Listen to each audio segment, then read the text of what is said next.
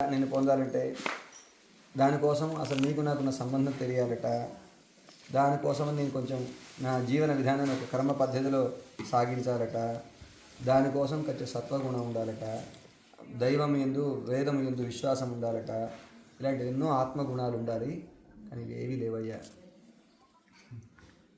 ఇంకా దానికి ఆపోజిట్గా ఇంకా ఎన్నో ఆపోజిట్ ట్రాఫిక్ కూడా చాలా ఉంది. నువ్వులలో నూనె, నువ్వు గింజల్లో నూనెలాగా, కర్రలో నిప్పులాగా మొత్తం వ్యాపించి ప్రకృతి రూపంగా వ్యాపించి సత్వరజస్తమో గుణ పూర్ణమైన అంతా వ్యాపించి ఉంది. ఈ ప్రకృతి మాయ వల్ల తిరోహిత స్వప్రకాశ నా స్వస్వరూప జ్ఞానాన్ని కూడా తిరోహితమైన స్థితిలో ఉంది. ఎప్పటిదో తెలియదు.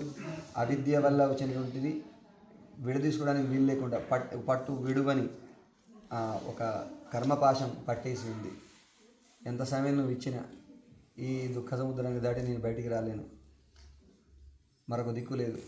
సకల జంతువులను సకల జీవులను కాపాడేవాడి నువ్వు ఒక్కడివే దిక్కైన వాడివి. అలాంటి సకల జీవులకు శరణుగా శ్రీమన్నారాయణ, నీ యొక్క శ్రీపాద పద్మాలనే నాకు దిక్కుగా వరిస్తూ ఉన్నాను. ఇలా నేను ప్రార్థిస్తున్నా. భగవంతుడు నిత్య కైంకర్య దాస్యం ఇస్తాడనే పరిపూర్ణమైన విశ్వాసంతో భగవంతుడి యొక్క నిత్య సేవలను నన్ను వినియోగించుకోమని, కింకరుడిగా వినియోగించుకోమని ప్రార్థిస్తున్నాను. భగవంతుడా, నీ అనుభూతి, ఈ శ్లోకాలు చాలా బాగా పాడతారు రమేశ్వరి గారు. తవానుభూతి సంభూత ప్రీతికారిత దాసత దేహి మే కృపయా నాథ న జానే గతిమన్యథ. నీ అనుభూతి వల్ల పుట్టిన ప్రేమ పురికొలిపితే నీ సేవ చేసే స్థితిని కృపతో అనుగ్రహించు. మరొక దిక్కు లేనివ్వండి. సర్వావస్థోచితాశేషశేషతైకరతిస్తవ భవేయం పుండరీకాక్ష త్వమేవ ఏవం కురుష్వ మాం.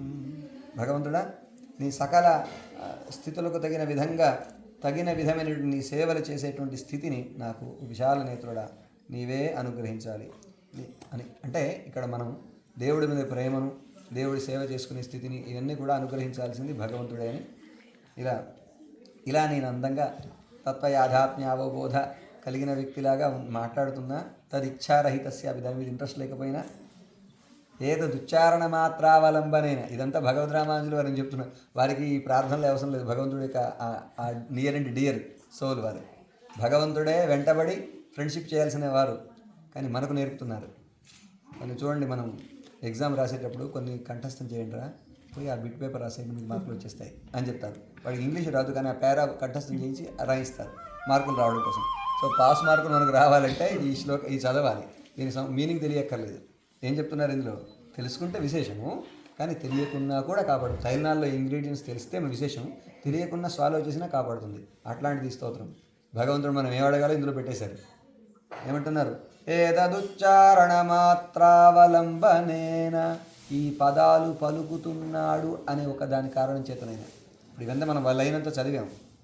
తప్పులు చదివామా, ఎప్పులు చదివామా, అర్థం తెలిసి చదివాము, తెలియకుండా చదివాము, ఫీల్తో చదివాము, ఫీల్ లేకుండా చదివామా, ఇదంతా పక్కకు పెట్టండి. చదివాము. ఈ కేవలం ఉచ్చారణ మాత్రం అవలంబన, దీన్ని ఆధారంగా చేసుకునైనా ఉచ్యమానార్థ పరమార్థ నిష్టం, పలుకుతున్న పలుకుల అర్థము ఎందు నాకు నిష్ఠ కలిగిన వాడిలాగా, మే మనః, నా మనస్సున, త్వమేవ, నీవే, అద్యైవ, ఇప్పుడే, కారయ, మలసు. ఈ పలుకుతున్న పలుకులకు అర్థం ఏది ఉందో ఆ భావన నా మనసులో మెదిలేలాగా నీవే నా మనసును మలచు. ఎంత బాగుంటుంది!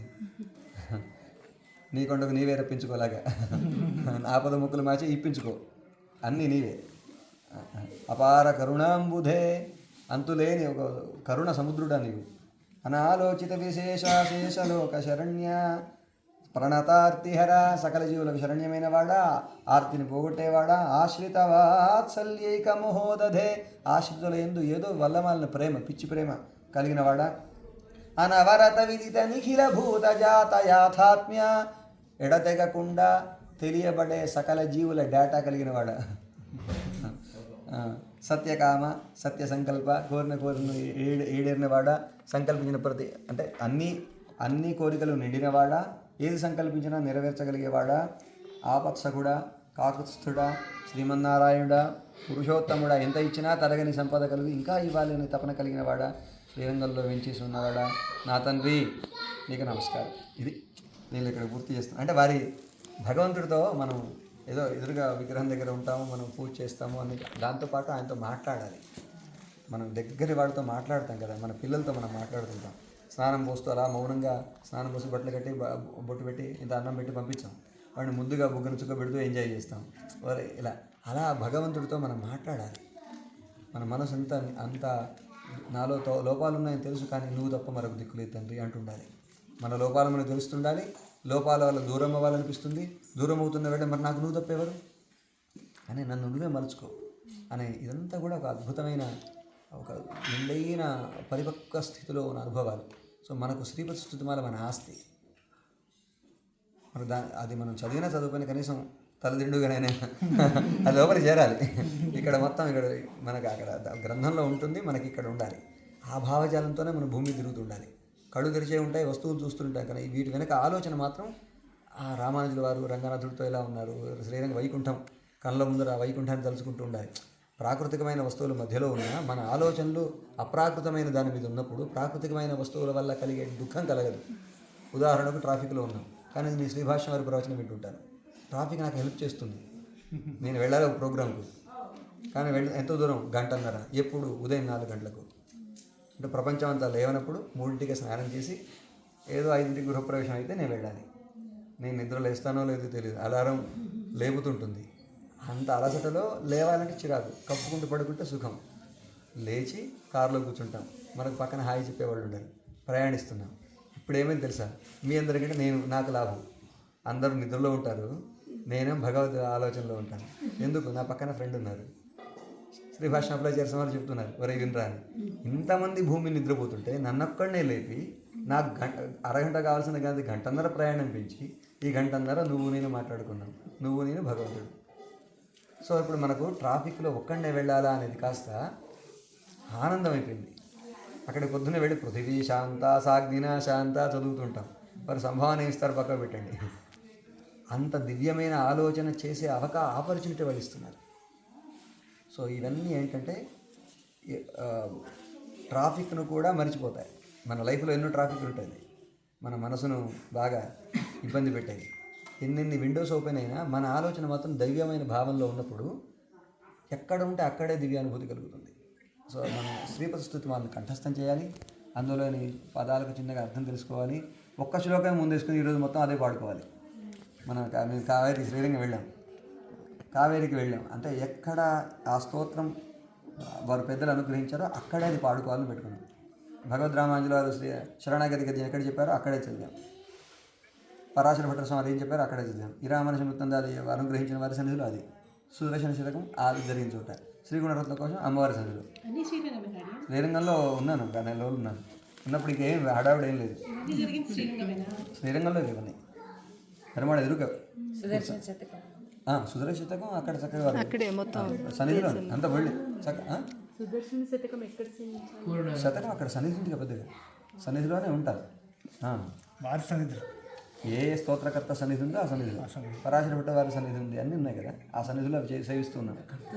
రంగనాథుడి దగ్గర వెళ్ళగానే ఇంకా ఆ క్యూలో ఫాస్ట్గా వెళ్ళే క్యూ ఉంటుంది. నేను అది పట్టించుకోకుండా అందరితో సరదాగా వెళ్తుంటాను. వెళుతున్నప్పుడు స్తోత్రం అంతా చదువుకుంటూ వెళ్తాం. త్వరగా వెళ్ళాలి, దేవుడిని చూడాలని లేదు, అసలు దేవుడిని పట్టించుకోవట్లేదు. స్తోత్రం చదువుకుంటే జర్నీ ఆయనే పిలుచుకుంటాడు. అందరూ వెళ్ళిపోయారు, నువ్వు వచ్చారే కానీ ఆ వెళ్ళిపోయి చక్కగా సేవించుకోవడం. సో అదొక చాలా ఫన్గా ఉంటుంది. పిల్లలు ఇక్కడక్కడ ఆడుకుంటుంటారు, అరౌండర్స్ వాళ్ళు ఆడుకుంటుంటారు, అవసరమైనప్పుడు మన దగ్గర వస్తారు. అట్లా మేము ఆ శ్రీరంగంలో అలా అనుభూతి కలిగింది. రంగనాథుడికి వెళ్ళాక ఆయన ఉత్తగా ఉంటారా, చేతిలో 2 పెద్ద దోశలు పెట్టారు. నాకు తిరుపతి వెళ్ళినా అంతే, ఇంత ప్రసాదం ఇస్తారు. అదంతా సుమారు ఒక 200 నుంచి 1000 మందికి పంచంది ఊరుకోను. చివరి ఆకు దాని మీద చిన్న మెతుకు సంగీతకు వస్తుంది అంతే. సో ఆ 2 దోశలు ఇచ్చారు. అలాగే పట్టుకొని ఆ సాయంకాలం వేళ అమ్మవారి సన్నిధికి వెళ్ళాను. అమ్మవారిని సేవించుకొని కరెక్ట్గా దర్శనం చేసుకుని బయటకు వస్తుంటారు కదా, అక్కడ కూర్చున్నాను దోశలు పెట్టుకొని. శ్రీగుణరత్నం ఇటు అమ్మవారు వింటుంటారు, శ్రీగుణరత్నం సేవించుకోవడం, వస్తున్న వాళ్ళకి చిన్న ముక్క ఇవ్వడం, వాళ్ళకి అది ఇస్తూ ఇటు పక్కన శ్రీగుణరత్నం కోసం అనిపించింది. పరాశరభట్ట స్వామివారు అంత అనుభవిస్తూ దాన్ని చెప్తున్న స్తోత్రాన్ని ఆ లొకేషన్లో నన్ను కూర్చోబెట్టి నాతో చదివిస్తూ దానికి కొంచెం అర్ధభావం కూడా ఎంతో కొంత కలిగిస్తూ ఇదంతా ఇది మన ప్లాన్ కాదు. ఇక అదంతే, అక్కడ అన్నీ మర్చిపోతాం. ఒకప్పుడు అమెరికాకు వచ్చాను, నాకు మొబైల్ ఉంది, ఇవే ఉండవు. అలాంటి అనుభూతి. సో ఒక కావేరి స్నానానికి వెళ్ళాను. కావేరి స్నానం చేస్తుంటే ఏం చేయాలి ఇక్కడ అంటే సుమారు 1.5 గంట ఉన్నాం అక్కడ.